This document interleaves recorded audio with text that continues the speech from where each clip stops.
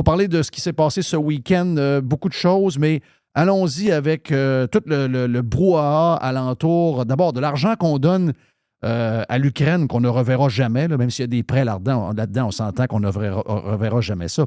Mais Et puis, on manque de maturité dans le débat, hein, Jeff? Quand tu soulèves cette question-là, de dire, OK, c'est combien d'argent qui est assez, c'est combien qui est trop? Oui. Tout de suite, on est encore avec des accusations. T'es pro-russe? OK, c'est bon. Présentement, on n'est Ben pas moi, je me assez fais dire mature parce que pour parler de ça. j'ai expliqué, parce que les gens ont de la misère avec les milliards, OK? Beaucoup de monde a de la misère avec les milliards.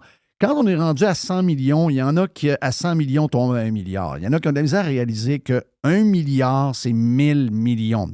Et quand on passe de 1 à 2 milliards, c'est 1000 millions plus 1000 millions. C'est pas comme 1 plus 1. Là. Je veux dire, il faut comprendre que c'est Ben, énormément d'argent. Puis, présentement, on a un tramway de données à l'Ukraine. ben c'est ça. Ben moi, j'ai fait un tweet en fin de semaine. Je l'ai ramené à l'échelle provinciale pour que les gens comprennent, parce que je voyais, puis là, je me suis fait traiter de pro-Poutine. J'ai jamais été pro-Poutine J'ai jamais été pro-Poutine de ma vie. Voyons, c'est quoi cette maudite affaire-là? Mais, tu sais, j'ai juste donné comme référence, j'ai pris tous les chiffres qui traînent de différents projets. Là. Tu sais, je suis allé voir un peu partout pour voir si j'étais capable de faire un calcul puis une règle de 3 simple. Mais si tu prends 10 milliards au Québec, c'est 35 000 logements sociaux à 300 000 le logement. C'est 10 méga-hôpitaux comme on bâtit dans le coin de Québec-Charlebourg. Donc, c'est quoi l'hôpital? L'Enfant Jésus. L'Enfant Jésus. Donc, 1 milliard chaque à peu près. C'est vraiment gros. Là. C'est 1 milliard chaque. Donc, tu en mets 2 autres à Montréal ou 3 autres à Montréal, tu en mets 2 à Québec, puis tu en mets dans toutes les grandes régions du Québec, puis tu es couvert bord en bord avec des hôpitaux neufs. Tu as 335 000 places en garderie, Yann, si jamais c'est 3 000 quelques piastres par garderie, par place en garderie quand on les bâtit. C'est 350 nouvelles écoles primaires. Ça veut dire que toutes les écoles avec les plafonds qui tombent puis toute la patente, c'est 350 nouvelles écoles. C'est 50 écoles secondaires de 1500 étudiants et c'est 20 000 nouvelles chambres modernes en CHSLD. Mais là, je dois vous dire, c'est pas accumulé, c'est au choix. Là. Vous prenez un de la gang. Mais je veux dire, ça règle beaucoup de choses. Là. Ben écoute, c'est le défaut, c'est qu'à un moment donné, tu es là, tu te dis, tu es dans une situation, la Russie envahit l'Ukraine, parfait, c'est une occupation illégale. Je pense qu'on était tous du bord de l'Ukraine. Moralement, on a tout un problème avec ça. Là. What the fuck is happening? OK? Là, tu es là, tu arrives dans toutes sortes de nuances, tout ça, de géopolitique. Là, ça complique le débat beaucoup. Mais là, tu dis, crime, ça commence à faire un bout. C'est à veille de faire 2 ans quand même. On s'en va sur une guerre de 10 ans. Oui, facile. Même, des fois, je parlais à Frank un matin, puis lui, il disait, on est-tu en train de faire Israël-Palestine 2? Ouais, ça va être peut-être pour l'éternité. Fait que là, tu es vraiment dans une position, tu dis, OK, on aura beau financer l'Ukraine, c'est que là, ça va devenir un poste budgétaire permanent. C'est l'ordre de grandeur que ça va avoir. Fait que là, tu dis, là, ça passera pas tout le temps avec la population. Éventuellement, la population va évoluer dans ce débat-là, va dire, ben là, ils vont faire un peu comme tu as fait. Ils vont dire, ben là, il faudrait peut-être penser à la politique intérieure plus qu'à la politique internationale. On met trop d'argent, puis là, la quantité d'argent qu'on va leur envoyer va diminuer. Ça, c'est sans oublier que l'Ukraine est exactement comme la Russie. C'est un pays autocrate, hyper corrompu, avec des oligarques. Donc, tu es dans une situation que l'argent qu'on envoie, on n'est pas sûr qu'elle se rend à bon port dans l'espérance de régler le conflit. Même qu'on n'a pas de confirmation, mais on s'en doute pas mal que ça ne va pas tout ce qu'on pense. Hein. Il y a 2-3 comptes suisses qui doivent être impliqués dans ben oui. Fait que, tu sais, à un moment donné, tu es là, tu dis, OK, là, ça fait 2 ans. Est-ce que la population a la maturité d'avoir ce débat-là? Donc, combien d'argent c'est assez? Combien d'argent c'est trop? Parce que la réalité, c'est la suivante. On peut poser la question de l'autre bord aussi. Si vous dites que, hey, si tu remets en question le 10 milliards qu'on a mis tout de suite, tu es un sale pro-russe, tu pourrais dire, OK, parfait, pourquoi c'est pas 20 milliards d'abord? Oui. Si vous voulez réellement régler le conflit à l'Ukraine, pourquoi on n'a pas envoyé 20 milliards? Pourquoi on n'a pas déjà envoyé 40 milliards si c'est juste de l'argent que ça prend?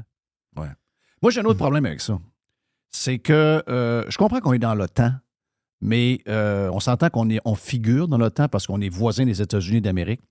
On n'a pas le moyen d'être dans l'OTAN. Pas notre grosseur, notre richesse, puis notre armée non plus. On ne fait même pas notre part. On ne fournit pas notre part. On se l'est déjà fait dire par Trump, on n'a pas aimé ça. Là. Mais l'OTAN, finalement, c'est une bebelle américaine. Puis c'est un conflit que les Américains ont créé par eux-mêmes en voulant absolument aller mettre une base près des lignes russes. C'est pas bien compliqué à comprendre. À partir de là, je veux dire, moi, là, que Biden, les États-Unis d'Amérique, de par leur implication directe, on va le dire, se sentent dans l'obligation morale de fournir de l'argent, c'est le problème, c'est leur histoire.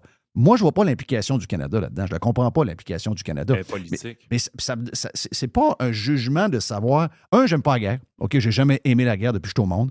Il n'y a jamais rien qui serait comme du monde avec une guerre. Puis deuxièmement, ça n'a pas de lien, là. J'ai pas de. C'est pas. Je suis contre le fait qu'on donne de l'argent à l'Ukraine, donc systématiquement, je suis pro-russe, puis j'aime pas l'Ukraine, etc. Ça, clairement, ça n'a rien à voir. On peut-tu être plus mature que ça, là? Les Canadiens doivent réaliser une chose. Cette guerre-là va se terminer, comme à peu près toutes les guerres, par une négociation. Oui. Il va y avoir un traité de paix qui va être signé à un moment donné.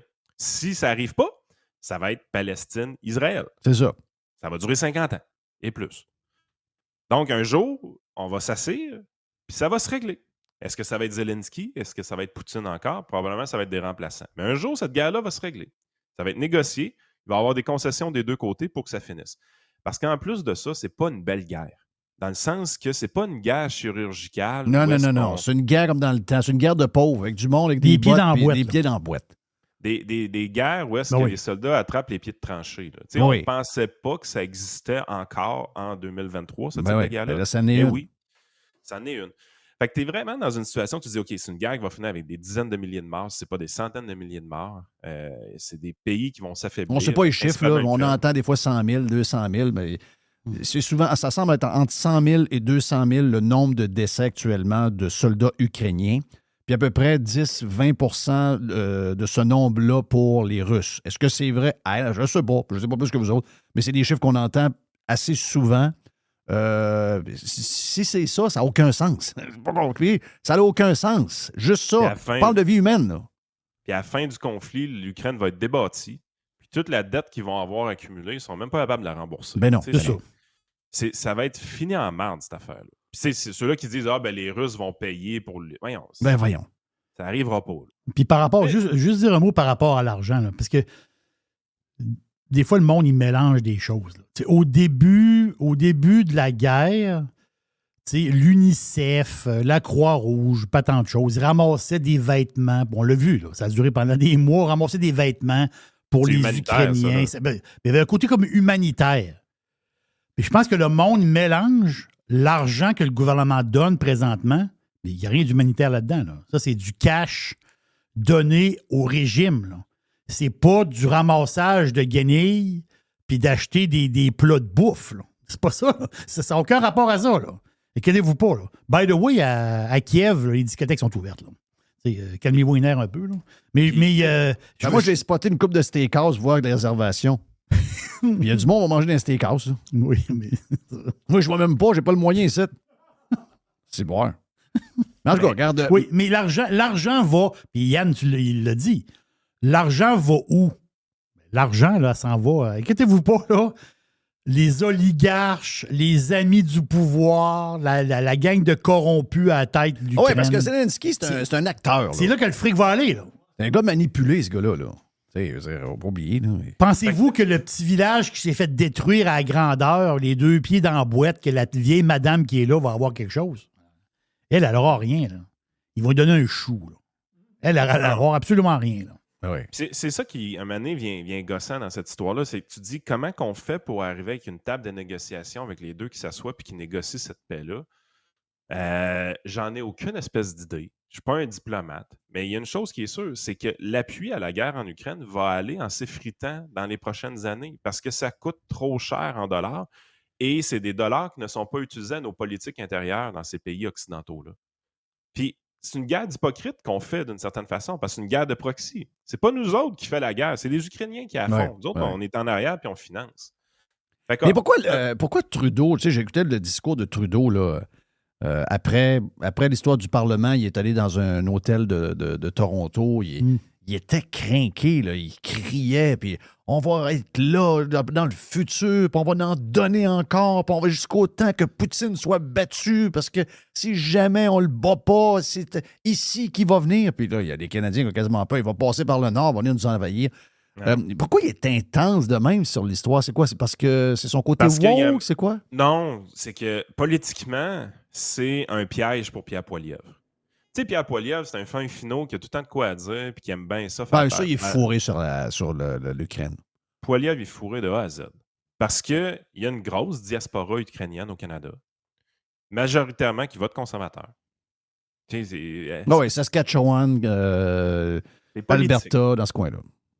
Donc, si Pierre Poilievre lève le ton, ou fait juste mettre un bémol, ou fait juste dire, écoute, je pense que c'est peut-être un peu trop. Mais juste le fait qu'il n'y ait pas, on l'a vu sur la vidéo, là, il n'a pas applaudi fort. Il s'est fait dire, hey, c'est quoi son problème, là? Puis ceux qui aiment Maxime Bernier disent, ben là, lui, on le voit que c'est pas un vrai, le gars, il applaudit, là. Donc, lui, il faut. Les vrais pro-russes, là. Tu sais, parce que ceux-là qui trippent le PPC, puis Maxime Bernier, tout ça, qui sont dans la conspiration par-dessus la tête, si vous en cherchez des pro-russes, il y en a là-dedans, là. Ouais. C'est un peu weird d'être pro-russe, on peut tout ça le dire. Mais en partant, là, si vraiment tu veux plus avoir Justin Trudeau, une élection, c'est souvent un test de QI. Une élection, c'est pas fait pour avoir des traces de break dans ses shorts parce que tu as trop d'émotions. Une élection, c'est plate à mort. Une élection, c'est une réflexion en haut, deuxième étage, qui n'est rien d'autre. Il n'y a pas d'émotion là-dedans. C'est Poilievre ou Trudeau. Si tu votes pour autre que ça, tu vas probablement aider Trudeau. C'est pas compliqué. Tu votes Bloc, t'aides Trudeau. Tu votes Maxime Bernier, t'aides Trudeau. Si tu votes... Il y a peut-être ceux qui votent NPD qui nuisent à Trudeau, ça c'est clair. Mais les deux autres, je veux dire, c'est quoi l'histoire? C'est quoi le but premier de l'élection? C'est-tu de sortir Trudeau au plus Christ? Il nous fait honte à tous les jours, ce gars-là. Il est en train de briser le Canada comme on n'a jamais vu ce pays-là dans cet état-là. Il faut le sortir. Il y a une urgence dans la place. Ça nous prend un pompier, puis le pompier, c'est pas Max. Je l'aime bien, Max, des fois. Des fois, il y a des bonnes idées. Mais il ne sera pas premier ministre du Canada. Là. Ça n'arrivera pas. Ça n'arrivera pas, là. Fait que c'est la raison pourquoi tu sens Trudeau aussi excité sur l'Ukraine. C'est que présentement, c'est le seul levier que quand il le brandit, Poilievre ferme sa gueule en avant. Je comprends. Fait que tu sais, il y a l'impression que ça l'aide. Mais là, ce qui s'est passé là, dans la fin de semaine, là, c'est une catastrophe. Là. Bon, le bonhomme en question là, qui a été salué. Moi, le bout que j'ai de la misère à saisir, c'est... Puis les journalistes ont fait la même chose, d'ailleurs. C'est un manque de compréhension de l'histoire assez... c'est assez basique, là. Le gars, il était dans l'armée ukrainienne pour combattre l'armée russe qui voulait mettre à terre puis qui voulait protéger l'Europe, comme nous autres, quand on est allés, contre le régime de Hitler et des SS. OK? Puis là, je disais, à partir de là, je sais dans quelle équipe il est. Mais là, eux autres, ils l'ont. Puis je sais que... Frank l'a bien expliqué un matin dans notre podcast, c'est genre, l'Ukraine, là, c'est une province, entre guillemets, russe. Donc, si tu te bats dans la Deuxième Guerre mondiale, en général, tu te bats sous les couleurs de la Russie. Oui. Sauf la petite gang qui était pour l'indépendance de l'Ukraine, mais qui ne se battait pas avec les Russes. C'est ça. Ils se battait contre les Russes. Oui. Mais si tu ne te bats pas avec les Russes qui sont dans les Alliés, parce que c'est plate à dire, mais les Russes étaient dans les Alliés. C'était ça l'histoire de la Deuxième Guerre mondiale. Ah, ils ont aidé. Ils ont aidé à se débarrasser du gars avec la petite moustache, c'est clair. Il ne faut pas enlever ça, ce bout-là. Là. Si tu te bats contre eux autres, t'es dans quelle équipe? Ben, t'es dans l'autre équipe. T'es dans l'équipe des croix gammées, là. Des Japonais puis des Allemands. C'est ça. C'est ça. Ben oui. Tu sais, à un moment donné, c'est un bataillon qui a réellement été charognard. Là. Ben oui, c'est charognard. Ils en ont tué à la tombe. Le gars, est-ce que c'est lui qui l'avait les toilettes et il n'était pas au courant de ce qui se passait? On ne le sait pas. Je veux pas le savoir, ça ne m'intéresse pas. Mais c'est qui le clown qui a pensé que c'était une bonne idée d'amener ce gars-là dans le Parlement et de l'honorer? Incroyable. À partir de là, l'histoire de... Parce que là, on est embrouillé. Moi, je me rappelle toujours de la phrase « Canada is back » quand on a eu un nouveau premier ministre avec Trudeau. Depuis quelques années, c'est Turquie, Arabie Saoudite, Chine... On a même eu une histoire avec les États-Unis quand Trump était là, il ne faut pas oublier, qui est notre plus grand partenaire commercial. Ensuite, rajouter à ça cette semaine l'Inde. Et là, 4 jours plus tard, il arrive ça. Là. On a l'air fou. Là. Mais là, Jerry dit, la gouverneure générale, elle a le pouvoir. Rappelle-toi la fameuse phrase de Lucien Bouchard. Est-ce que je suis dans la cour du roi Péto? Hein? Il a dit ça à Amir Kadir parce qu'il a vu que la place était bourrée de fous. Là. Mais là, je pense que le Parlement canadien, c'est la cour du roi Péto et c'est une honte à la grandeur du globe. OK? On est ridiculisé partout avec ce qui est arrivé. Parce que 100% des parlementaires se sont levés pour applaudir dans cette histoire-là. Ben, pas mal. J'ai pas mal vu tout le monde, moi. Christy, moi, ça me fait capoter. Là, tu es là, tu te dis, attends un peu, là, qu'est-ce qui s'est passé là? Est-ce qu'on lui a donné de la mauvaise information? Ben, pas vraiment. Il l'a dit, le président, quand il le présente, qu'il a combattu les Russes. Je veux dire, tabarnache. Tu devrais, à un moment donné, tu pars pour te lever pour l'applaudir. Ouais, tu dis, il était contre les Russes, lui, dans ouais, deuxième. mais c'est parce que là, je comprends contre les Russes, c'est en mode là, mais il y a... Mais pas en 1945. Non, c'est ça. Non! C'est ça, l'histoire. Mais Jerry dit que la gouverneure générale, dans la Constitution, elle a le pouvoir de dire la cour du roi Péto, c'est terminé, non. on vide tout le monde pour commencer à zéro, il y a une élection dans 2 mois. Ça n'arrivera pas, ça. Ben, moi, je trouve que Jerry a une bonne idée. Oh, oui, mais je comprends, mais ça n'arrivera pas. Pourquoi? Ils l'ont même pas fait dans COVID, Jeff. Ah, je sais. Écoute. Tu sais, là, c'est un incident diplomatique international où est-ce qu'on a l'air vraiment cave. Tu sais, je veux dire... Là, c'est la grandeur de la planète, là, qu'on passe pour des bouffons. Là. Même à un moment donné, comprendre qu'on l'a échappé. Là. C'est ça. À un moment donné, là, je comprends l'histoire de la COVID, je comprends l'histoire, mais c'était comme quelque chose en dedans du Canada. C'était nos camionneurs, nos affaires de COVID, nos lois stupides, nos décrets de cave, nos affaires. Là, c'est pas ça. Là. Tu dis, oui, mais c'est juste une affaire un peu...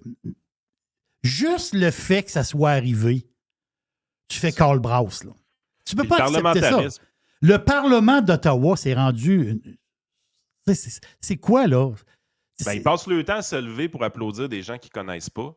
Ben, là, ils se sont fait fourrer. Ben, là, ils se sont fait fourrer. Mais là, tu t'es fait fourrer. T'es un cave. Vous ne checkez pas vos affaires. C'est goodbye. Karl Braus, on repart à zéro. Puis, tu sais, les conservateurs paraissent mal en sacrifice dans cette histoire-là. Aussi. Oui, toute la gang. Ils n'ont pas toute la gang. En tout, là. Fait que t'es vraiment dans une situation, t'es là, tu te dis, crime, qu'est-ce qui se passe là? Ben, justement. Donc, des Gérald Deltel, il y en a plein de Canada anglais aussi. Oui, puis les parlementaires qui passent leur temps à se lever en chambre pour applaudir d'une manière bien fake quelqu'un qu'on veut honorer puis ils ne savent même pas c'est qui, ben ils se sont fait fourrer culotte à terre. Ils se sont fait pincer. Mais là, je pense qu'il y a quelque chose qui est important à savoir. Oui, c'est le président de la Chambre. On sait que c'est le président de la Chambre qui a invité ce monsieur-là à l'honorer. C'est ça, là. Mais là, ça, on comprend que c'est lui. By the way, le président de la Chambre, c'est un libéral. Là. Ah oui. Ça, on ne le dit pas beaucoup. Là. On dit ça, on ne le dit pas. Hein? Ah, c'est le président de la Chambre. C'est comme si c'était un gars qui arrive de nulle part. Non. Le président de la Chambre, là, il était élu pour le Parti libéral du Canada. Là. Ben oui, puis il a été nommé par la gang à Trudeau. Oui, puis c'est ça. Avec lui, il va démissionner. Ça va être lui qui va ramasser la marde par rapport à ça. Puis moi, tant qu'à moi, il ne faut pas juste qu'il démissionne comme président de la Chambre, il faut qu'il démissionne comme député aussi. Sa carrière politique à ce gars-là est finie. Fini. Ben, je pense que ce n'est pas suffisant. Il y a quelqu'un quelque part qui a pensé que c'était une bonne idée de faire rentrer ce gars-là au Parlement et de l'honorer. Oui. C'est qui, sacrifice? Parce que il y a quelqu'un qui part. Tu regardes le shit show et tu es là, tu te dis, crime, les libéraux n'en ont pas profité. Là. Moi, je pourrais te mettre la main. Regarde, ça gagne à Trudeau. Ils vont réussir. Ça ne se rendra pas. L'armée au complet de médias est avec cette équipe-là. Voilà. On ne l'aura jamais. Mais voyons, tu sais bien que pour le show... Le show Ukraine, c'est Trudeau et sa garde rapprochée. C'est sûr que c'est très proche de lui. Là. Quand Zelensky applaudit, là, crime, il doit connaître l'histoire de l'Ukraine, lui. Je peux pas il doit connaître pas mal. Lui, il est au courant. Il n'est pas juif, lui. Non, mais tu sais, je pense que c'est un Ukrainien de juif. Là. Oui. S'il y en a un qui connaît l'histoire, c'est pas mal lui, d'après moi. Qu'est-ce qui s'est passé là, sérieusement? Ils sont tous perdus. Ah oui. Puis l'autre affaire, moi, je dis depuis des mois, moi, l'esti de terme, excusez-moi, là, la manière qu'on utilise, et les politicos sont les pires, suivis des journalistes, mais le terme extrême, tu sais, en anglais, far right, far left, OK? Donc, tu t'en vas pas dans l'extrême, tu comprends que tu es loin à gauche. Mais nous, ici, on a fait de far right, far left, extrême droite, extrême gauche. J'ai toujours haï ça. C'est pour ça que la gauche, je l'appelle la gauche sauvage. Je m'en vais pas jusqu'à l'extrême. C'est un terme un peu, ben sacrément, à force de coller loup, le loup rentre dans la place avec un chapeau de bonne femme, des sandwichs dans les mains, puis les cochons s'en rendent pas compte parce qu'ils parlent du loup depuis 4 ans à tous les jours. Quand le loup rentre, il ne voit pas rentrer. Ben, l'utilisation du terme extrême, c'est la même affaire. Fait que là, c'est le compte de banque à qui il faut geler, là? Je sais pas, mais juste finir là-dessus. L'extrême, là, à force d'en parler, là, puis de coller l'extrême droite sur des gars avec des chapeaux de poêle dans une piscine, un spa à Ottawa au mois de janvier avec un café de Tim Hortons. Mais excuse-moi, là, à force de l'utiliser, tu vois tellement des extrémistes de droite partout que t'en as un à 3 pieds de toi, puis t'es debout en train de l'applaudir. Ménageons nos transports sur les étiquettes. On exagère. L'extrême, là, ça le dit. Ça, c'est rare, ça, là. C'est l'extrême. On va-tu finir par comprendre? C'est ça qui est arrivé. Il y en a un vrai extrême droite devant eux autres. Sacrément, il était debout pour l'applaudir.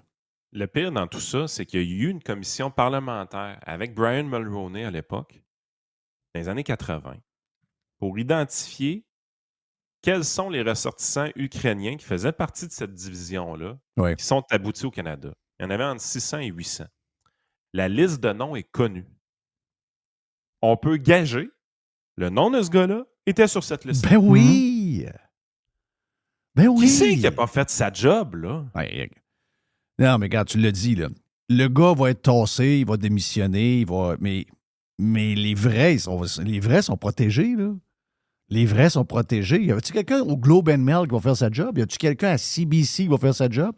Y a-tu quelqu'un, je sais pas, au Toronto Sun en faillite qui va faire sa job? Ben non. As-tu vu de la manière que la nouvelle a été traitée? Les premiers médias à en parler, c'est tous les médias un peu louches que tu veux pas prendre trop position avec eux autres parce que tu sais jamais s'ils sont corrects ou pas. C'est des bons amateurs de fake news. Mais avant que les médias trad embarquent là-dedans, il a fallu réellement... Il y a quasiment 36 heures. Il y a eu quasiment, entre les premières nouvelles qui sont sorties où on pouvait vérifier, oui, il y a eu 36 heures avant que ça a suivi 36 heures plus tard. C'était trop gros. C'était trop gros pour pas en parler. Mais t'es là, tu dis, crime, qu'est-ce qui s'est passé? Est-ce qu'on était vraiment en train de fouiller l'histoire ou ben non, on n'espérait pas que ça arrête de soi-même puis que ça pogne pas puis ça n'ait pas de traction? Moi, j'ai le feeling qu'il y a beaucoup de gens, d'un dirigeant médiatique, qui espéraient que cette histoire-là ait aucune traction. Je pense qu'il y avait espoir que ça s'éteigne. Ben oui, c'est sûr. Mais ce qui compte, c'est pas normal, là. Mais la manière que ça s'est passé, ce qui compte, c'est la finalité. La finalité, c'est que les députés, les Canadiens ont voté pour des gens. Puis ces gens-là se sont levés pour ovationner un SS. Point final.